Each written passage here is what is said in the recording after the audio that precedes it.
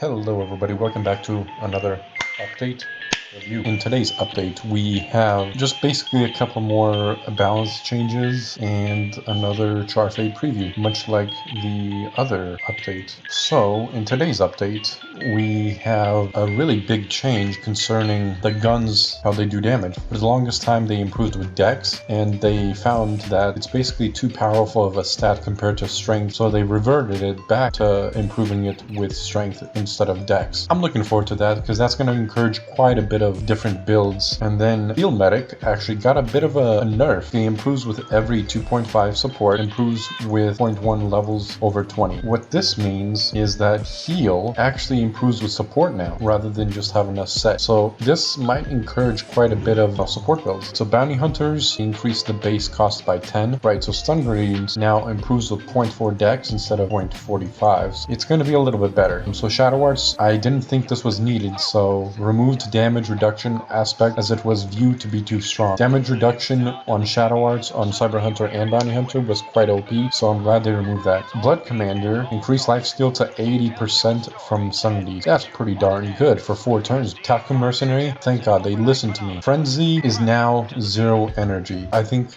they did a great job with the balance for Frenzy. Right, Field Commander now 10% crit boost, only applying to primary damage, will now apply to sidearm and auxiliary. Malfunction now improves with 0.35 support instead of 0.37 tech. Blood Mage, Overlord improves with 0.3 dex, improves with every 0.3 levels above 20. Plasma Rain improves with dexterity now. Interesting way of doing it. Of course, Health Booster, okay. I think Health Booster was pretty OP. So now is 300 health and Energy Boost is 300 energy. Absorption changed from 50% to 40%. I say that very often, there's no meat to updates. Same with this one, there is no meat to it. It's just mainly just balance changes. There's no actual content for us to digest. So let's take a look at what he says about that. So he says, you may be asking why there's no meat, and basically they're going to kick off the 4th of July weekend with an epic Charfade Evolution release. Now, Charfade has been a part of Delta V for nearly a decade, 10 years, and while that harsh environment has made her gruff and gritty, it's hardened her heart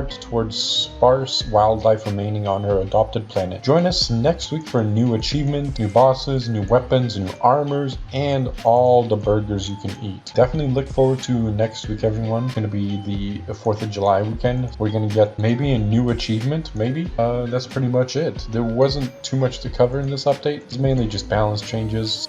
Thank you again, and please consider the idea regarding daily login rewards to reward players for logging in daily, maybe doing a battle or 2, maybe, or 5. It doesn't matter. It's different than missions.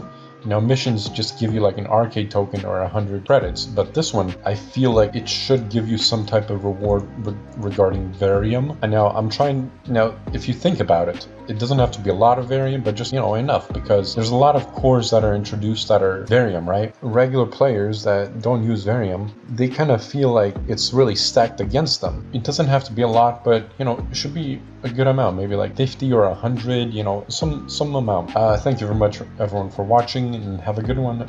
Actually, hang on, before we do that, let's rate this update a solid, let's do another 3 out of 10. So I'll see you guys next week. Bye.